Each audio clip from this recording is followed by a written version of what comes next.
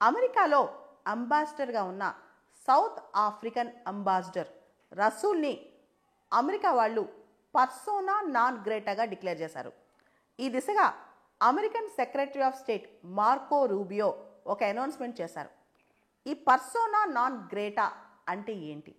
Vienna convention on diplomatic relations article 9 ప్రకారం ఏ డిప్లొమాట్నైనా host country ఏదైతే ఉందో వాళ్ళని పర్సోనా నాన్ గ్రేటాగా డిక్లేర్ చేయొచ్చు. అంటే కొంత రీజనబుల్ టైం తర్వాత వాళ్ళు అన్వెల్కమ్డ్, అంటే వాళ్ళకి డిప్లొమాటిక్ ప్రివిలేజెస్ కానీ ఇమ్యూనిటీస్ కానీ ఏముండవు. ఆర్డినరీ ఫారినర్ని ఎలా ట్రీట్ చేస్తారో ఆ విధంగా అంబాసిడర్ని ట్రీట్ చేస్తారనమాట. మామూలుగా ఒక దేశం నుంచి ఇంకో దేశానికి డిప్లొమాట్స్ అంబాసిడర్స్ వెళ్తే వాళ్ళకి కొన్ని ప్రివిలేజెస్ ఇమ్యూనిటీస్ ఉంటాయి.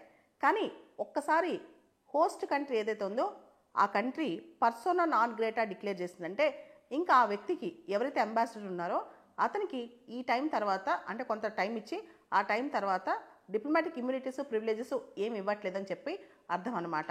ఇక్కడ సౌత్ ఆఫ్రికన్ అంబాసిడర్ రసూల్కి America persona non grata declare చేసింది. అసలు ఇక్కడ ఆయన ఎందుకు అలా తప్పుపట్టింది? ముందుగా ఈ మధ్య రసూల్ ఒక స్పీచ్ ఇస్తూ, సౌత్ ఆఫ్రికన్ అంబాసిడర్ ఒక స్పీచ్ ఇస్తూ డొనాల్డ్ ట్రంప్ని, అమెరికన్ ఫారెన్ పాలసీని చాలా క్రిటిసైజ్ చేశారు. అసలు సౌత్ ఆఫ్రికాకి అమెరికాకి మధ్య పడట్లేదు. లాస్ట్ ఇయర్ సౌత్ ఆఫ్రికా ఇజ్రాయెల్కి వ్యతిరేకంగా ఇంటర్నేషనల్ కోర్ట్ ఆఫ్ జస్టిస్కి వెళ్ళింది.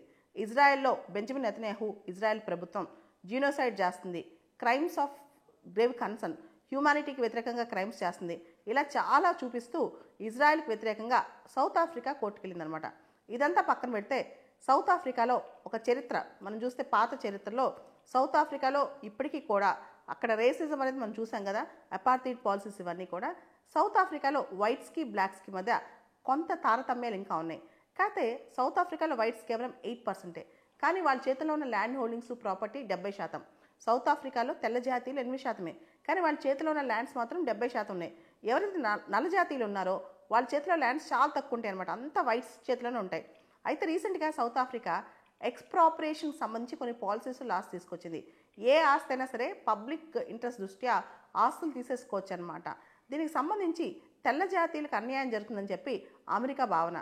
సౌత్ ఆఫ్రికాలో కొత్తగా తీసుకొస్తున్న ఎక్స్ప్రాపరేషన్ లాస్ అన్నీ కూడా తెల్ల జాతీయులకు అన్యాయం జరుగుతుంది కాబట్టి ఖచ్చితంగా సౌత్ ఆఫ్రికా తప్పు చేస్తుందని చెప్పి డొనాల్డ్ ట్రంప్ భావిస్తున్నారు. అంతేకాదు, డొనాల్డ్ ట్రంప్ అధికారంలోకి వచ్చిన తర్వాత సౌత్ ఆఫ్రికాకి వెళ్లాల్సిన చాలా ఫండింగ్స్ కూడా కట్ చేశారనమాట.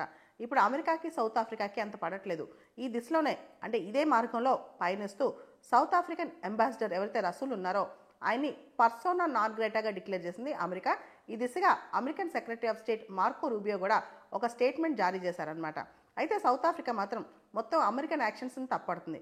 సౌత్ ఆఫ్రికా ఇంటర్నల్ పాలసీస్ ఏవైతే ఉన్నాయో దానికి సంబంధించి అమెరికా ఎందుకు ఇలాంటివి ఆలోచిస్తుంది, ఇలాంటి నిర్ణయాలు తీసుకుంటుంది, ఇదంతా మా ఇంటర్నల్ అఫైర్స్ అని సౌత్ ఆఫ్రికా భావిస్తుంది అనమాట. కానీ ప్రపంచం మాత్రం డొనాల్డ్ ట్రంప్ చర్యలు గమనిస్తూనే ఉంది. అసలు అంత పెద్ద తప్పు చేయకుండానే పర్సనల్ నాన్ గ్రేటాగా ఎలా డిక్లేర్ చేస్తారని చెప్పి కూడా ఒక క్వశ్చన్ వేస్తుంది అనమాట. ఇంకా Donald Trump even green card, అమెరికాలో గ్రీన్ కార్డ్ పౌరసత్వం ఎవరికైతే గ్రీన్ కార్డ్స్ ఉన్నాయో వాళ్ళని కూడా కొంతవరకు రిస్ట్రిక్ట్ చేసి ఆలోచన దిశగా చేస్తున్నారనమాట. ముఖ్యంగా తనకు నచ్చని దేశాల నుంచి వచ్చిన పౌరులపైన ఇబ్బందులు పెట్టడం, తనకు నచ్చని అంబాసిడర్స్ని, తనకు నచ్చని డిప్లొమాట్స్ని ఇబ్బందులు పెట్టడం, ఇవన్నీ ట్రంప్ ఇక ముందు ఎక్కువ చేస్తారనే ప్రశ్న కూడా లేవనెత్తున్నారనమాట. మొత్తానికి డొనాల్డ్ ట్రంప్ మాత్రం ఇతర దేశాల యొక్క సార్వభౌమ అధికారాలు ఏదైతే వాళ్ళ యొక్క పాలసీస్, రూల్స్, రెగ్యులేషన్స్ లాస్ ఉన్నాయో వాటిలో కూడా తలదూర్చాలని ట్రై చేస్తున్నారు. సౌత్ ఆఫ్రికాలోని ఇంటర్నల్ పాలసీస్ ఏవైతే ఉన్నాయో అక్కడ ఆస్తులు, ల్యాండ్ హోల్డింగ్స్ సంబంధించి ముఖ్యంగా తెల్ల జాతీయుల వైట్ రేసిస్టుల చేతిలో ఉన్న ఎక్కువ ల్యాండ్ హోల్డింగ్స్ని కొంచెం తగ్గించేందుకు సౌత్ ఆఫ్రికా ప్రభుత్వం తీసుకుంటున్న నిర్ణయాలపై ట్రంప్ చాలా వ్యతిరేకంగా ఉన్నారనమాట. దీని మీద కూడా సౌత్ ఆఫ్రికా ఏం చేయాలని ఆలోచిస్తోంది.